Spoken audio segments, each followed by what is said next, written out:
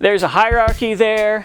And, we don't need much from each other, right? That's one set of expectations. How well do you think that's going to work in a marriage between a man and a woman?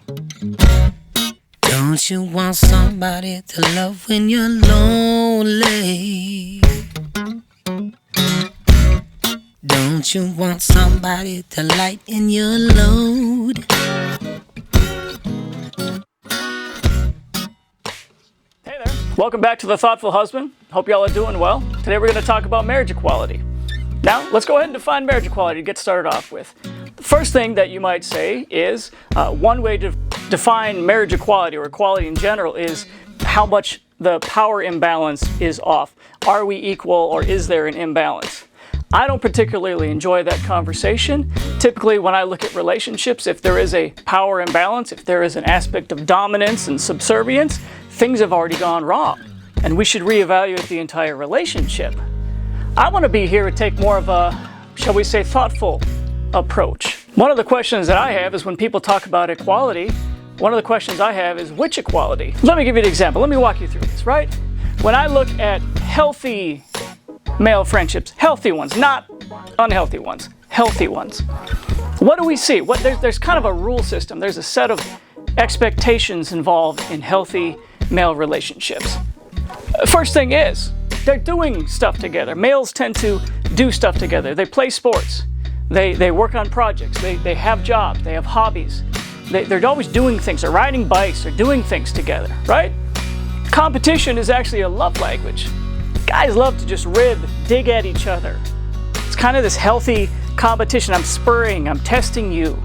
I want to know who you are and what you're made of. I want to spur you towards that. And guys love that. Man, when we beat each other at sports, it's a good thing. It's not a bad thing. It's not seen as something personal. It's like, you beat me, I'll beat you next time. It spurs us on to greatness. It spurs something inside of us. It's part of what's healthy about male relationships. Third thing, men are expected to be self-sufficient. Self-sufficient. We expect that of ourselves. It's not something that always society told us to be. We are that in general. It kind of feels good. Even in natural male friendships, I don't expect that my buddy's going to help me unless I ask him, and I'm not going to ask him for help unless I absolutely need it or would really appreciate it. It's the same thing. I'm not going to expect that he's going to want help from me. He's self-sufficient. I'm self-sufficient. We help each other if needed. Otherwise, we don't even ask, we don't even think about it. It's an aspect of self-sufficiency. Respect. Men respect each other. Go and look this up in the dictionary. Respect means to highly esteem somebody and to honor their autonomy. Men do this. We don't get in the way of each other. In fact, if some guy's going this way, I don't want to get in the way. I respect his time. I respect him as a person. I respect him and I think highly of what he can do. And even if he's screwing up, I let him screw up. I let him pay the consequence for that screw up. That too is respect. Hey, look, somebody's got to pay your stupid tax for you. It should be you. It shouldn't be me. I'll let stupid guys do stupid things. I'll let them win stupid prizes. I will do that. That is respect, because that means I think you can do better, and I'm going to let you find that out. I'm going to do that for you. Fifth thing, assertiveness and clarity. Men thrive on assertiveness and clarity. If I say something, I mean it, and that's all it is. Don't look behind my words. That's what it is. There's clarity there. There's absolute clarity. And if I'm not being unclear, my guy friends, including myself, we just go, okay, well, I don't know. It is what it is. I guess that's what it is.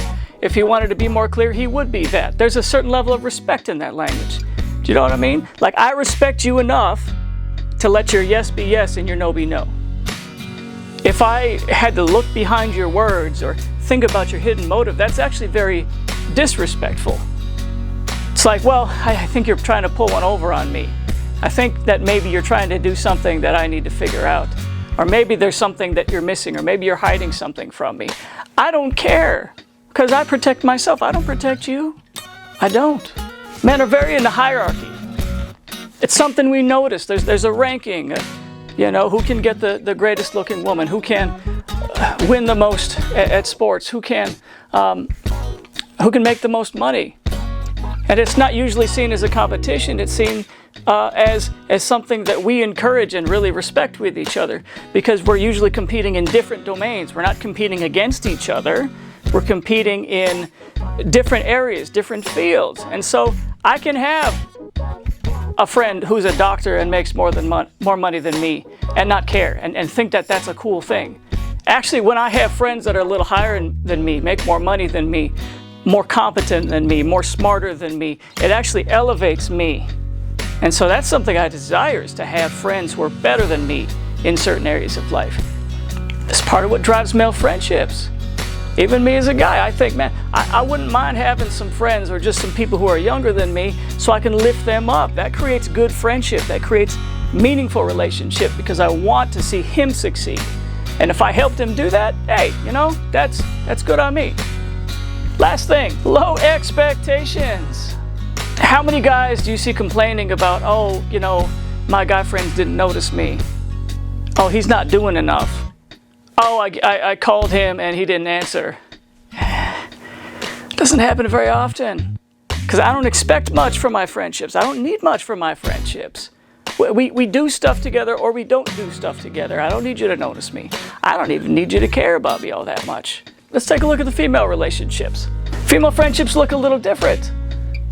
It's not so much doing together, it's being together. The focus is on the relationship and what's happening between the two people. That's why they can go grocery shopping, go for walks in the park, sit down and share a coffee, even go to the bathroom together. And it isn't about the thing that they're doing together, it's that they're doing it together. That's the value. Women are more considerate. They think more about the other person. They're trying to learn from the other person, what that person wants, what that person needs. Trying to even find out if you're upset and I didn't pick it up, well, I'm going to try to pick it up next time. I'm looking for your facial cues.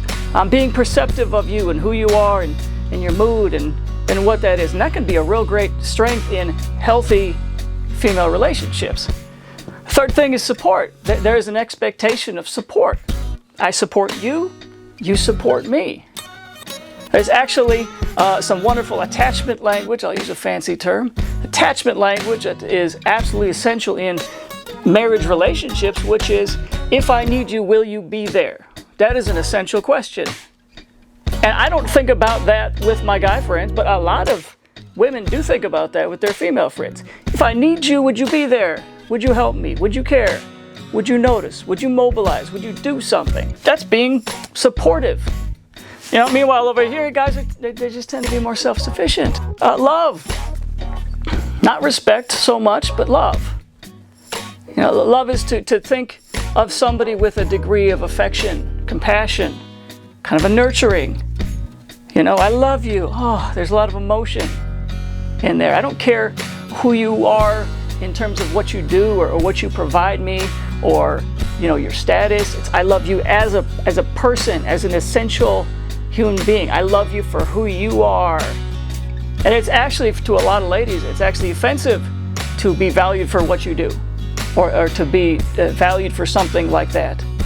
Because they often want to be valued for who they are, not what they provide, not any particular thing about themselves, but who they are as an essential human being.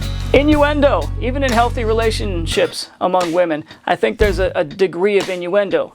There's some healthy maybe gossip, or what did this person think about that thing, or what's underneath this messaging, or it's like they're trying to figure out people and their hidden motivations, and there's something about it that drives them.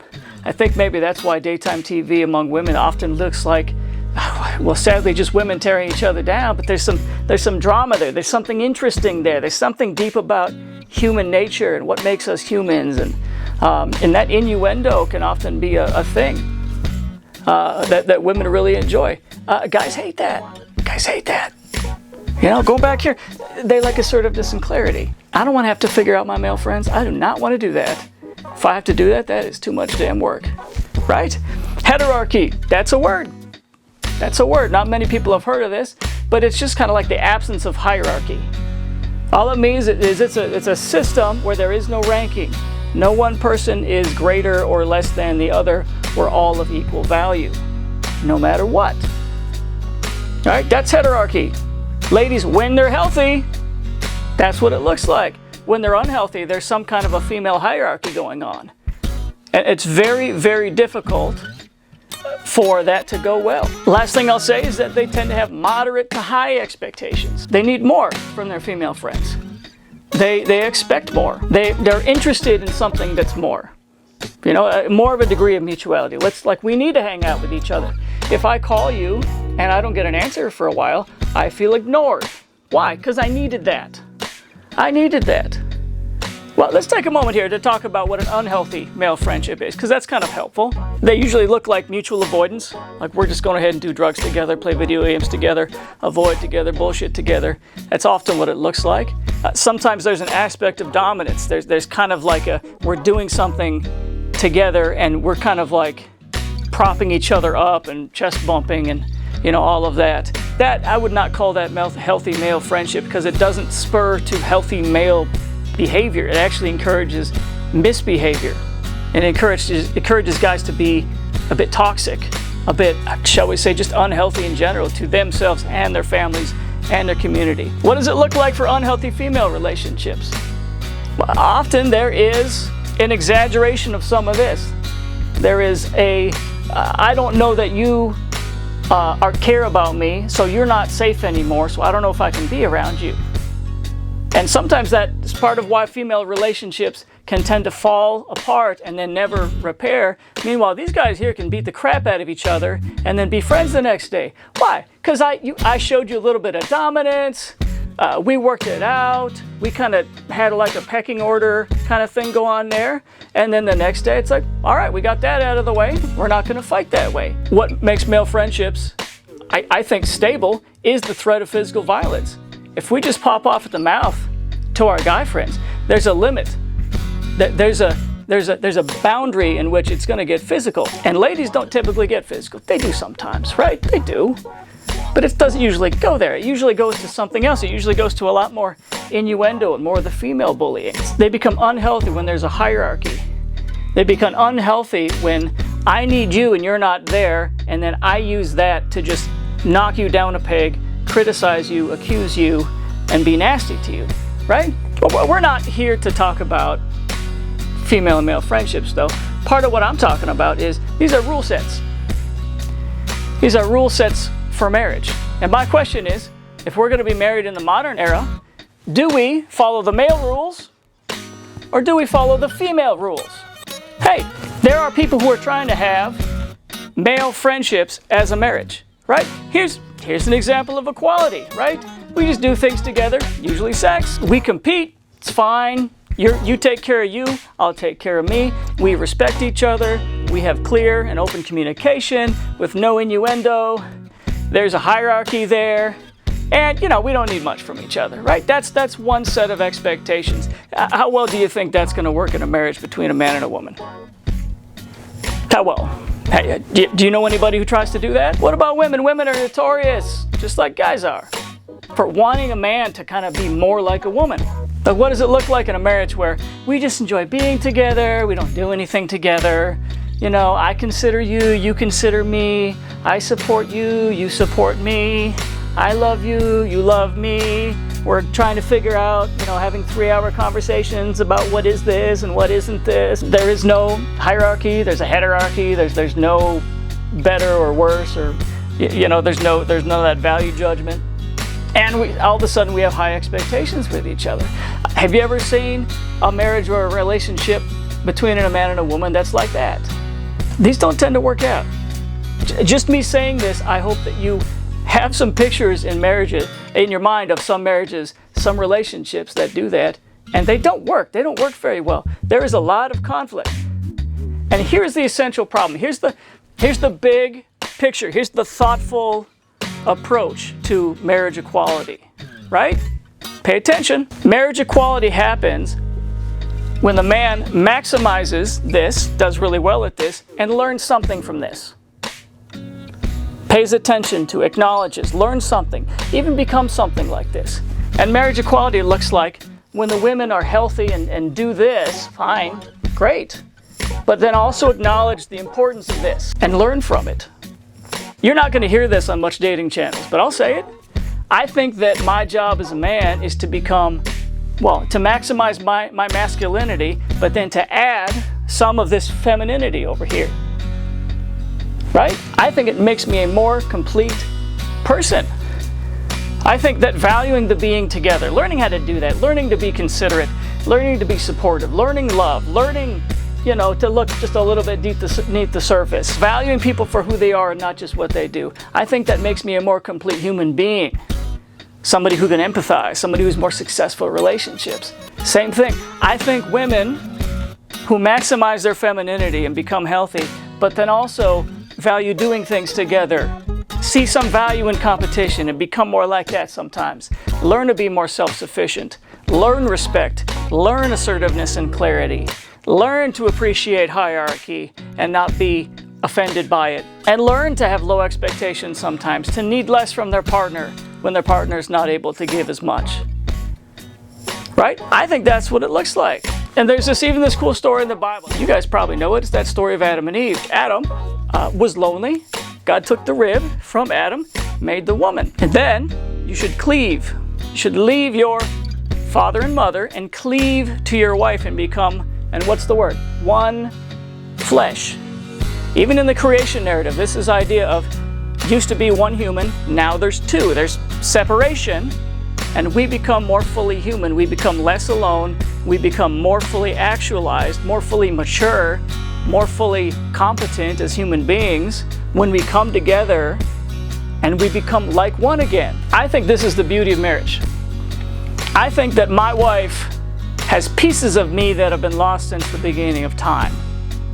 And when I really pay attention and when I listen to her, I don't lose this. I don't lose my manhood. I don't lose my masculinity. I gain this. I gain some of the good parts about this. Hopefully the healthy parts, not the unhealthy parts.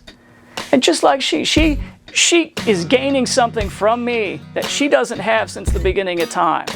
And by paying attention to me, valuing me, noticing me, she gains some of this, and which is not maybe her strong suit. And then together, we actually, you notice this with old couples, especially old couples that still look like they love each other. They look like each other. They look like each other. They sound like each other. They act a little bit like each other. And it's not a weird thing. It's not like they're trying to be vaguely equitable clones of each other. That's not it. They're trying to be more like the better version of the other person and trying to add that to what they already are. Similarly, me being married means I had to maximize my masculinity. These are great traits for a father and a husband. These are great traits for a mother and a wife. It's my thoughtful take on what marriage equality looks like, because I want to paint a picture to you guys of a solution, not just some bullshitting, not just some, oh, here's the problems, not just some cynical, pessimistic, like, oh, this will never work, and everybody's immature, and I just need to stay guarded and just never give of myself. No. The path to successful, happy marriages is always self-development, always. There's no such thing as getting stuck in your 20s or 30s and then somehow making it to the big Disney tale, happy ever after. That doesn't happen. That's bullshit. You men out there, you should become more like this. It's not an insult. It doesn't make you weak. It doesn't make you less of a man. Men who cry because they're passionate, awesome. The best men. Men who consider others. Men who hurt other people unintentionally and apologize and don't just get defensive because I don't protect you, I protect myself. No. Like, you have the capacity for damage. You don't have to apologize for the intent. Apologize for the impact. Like, hey, look, sorry, dude. I didn't know that, right? You ladies out there, you can learn from this. Part of mitigating your vulnerability is learning how to do this. Not being self-sufficient makes you vulnerable. Being vulnerable makes you powerless and desperate. Being powerless and desperate makes you angry, critical, fearful. Being angry, critical, fearful makes you hard to live with. Especially when all of that stuff comes unfiltered out of your mouth. It does. You can learn from the guy. Guys are really good at when everything's going not so great, they count on themselves. They don't count on everything being great. They count on their capacity to make it better. Ladies, you may need to develop that as part of who you are. You can gain from that. You can gain how to respect somebody. Learn how to respect a man. Learn that even when he's making mistakes or he's not at his best, one of the best ways to motivate him is to say, hey babe, you can do better. You're better than this. Not look at all the stuff that you did wrong and how it's affecting me. No, you can do better. Encouragement, respect, right? If he's on a path, if he's trying to get something, try not to get in the way. Try not to steer all those motivations toward whatever you're trying to get him to do. If he becomes like you, you're not going to be attracted to him. Learn assertiveness. Learn to say yes or say no, not say yes. This is for you guys too, by the way, because this is healthy behavior. Learn to say yes and mean yes. Learn to say no and mean no. Learn to use as few words as possible. Learn to be as clear as possible in your communication. Don't come up with some crap about, well, he should already know what I want. I shouldn't have to tell him again. No, tell him again. Write it down. Use sticky notes. Be clear, be specific, be assertive. You ladies, you can often grow in this area and it makes you a more full human being. Well, I had one last note because I don't get into politics much, but I will say, even what the nation is going through in 2022, it looks like a lot of unhealthy male-female dynamic. I see in the right side, I often see an unhealthy, right is right, wrong is wrong, there's no empathy, just follow the rules, pay attention to the hierarchy, dominance is just the way things go. When men, and especially when conservatives get unhealthy, it looks like that. There's no concern for the human being. We're okay to let somebody die for their mistakes. When I see maybe some of the more toxic parts of the left side, the Liberal Party, I see it like a toxic version of a femininity, everybody's weak, we must help them, they can't fend for themselves, we need to think about them before they can think about themselves, and we need to defend with teeth. If we are in the underclass or the underclass is being oppressed, we need to be as vicious in our language as possible, and it doesn't matter. We don't have to be respectful. We don't have to care about the other side. Because we're advocating for the weak. And so we don't have to learn things like assertiveness and respect, right? You kind of see this. A lot of what is going on in the political divide is kind of toxic male behavior and toxic female behavior happening at the same time, living through two rule systems and not even doing that very well. And I'll say, if we want to heal the nation just like we want to heal a marriage, maybe we should learn from each other. Maybe if you're on this side, you should learn from this side, politically and gender-wise. And maybe if you're on this side, you should learn from this side, politically and gender-wise. And maybe we'll come to be more fully actualized human beings as a result. And maybe we'll actually heal the nation and become something better, something lasting, something self-sustaining, and not something that's just going to end in maybe 100, 200, 300, however many 100 years after we've devoured each other. It's just a thought. Look, if you disagree with me, take me to task. Take me to task in the comments. I'm a man. I like competition. I want you to convince me that I'm wrong because I want better ideas. I want you to take me back behind the woodshed and just demolish my arguments. But don't shame me. Don't do that. It's not going to work. I know who I am, and I also know that I'm flawed. Right? This is my thoughtful approach. This is my guarantee for anybody who watches this channel. It's going to be different. I'm not just going to parrot some bullshit that I heard on the internet. I'm not just going to follow some political talking points. I'm going to give you something to think about, and then I want you to engage with me. I want you to fight with me. I want us to figure this out together. And if you get easily offended, that's fine. Ask yourself why you're offended. I'm trying to get a sense of excellence here. I'm trying to elevate us as modern married couples who need to renegotiate gender roles, who need to tackle these different rule systems. That's what I'm trying to do. If you're trying to do that too, come join me. Welcome home. Let's fight. Let's compete. Let's talk. Let's be considerate. But hey, let's respect each other enough to know we're trying to do our best here. I love you guys. And really excited about the journey together. I'll be making videos for quite some time, I think. So leave a comment, like, subscribe, all that stuff. I'll see you guys in the next one. Take care.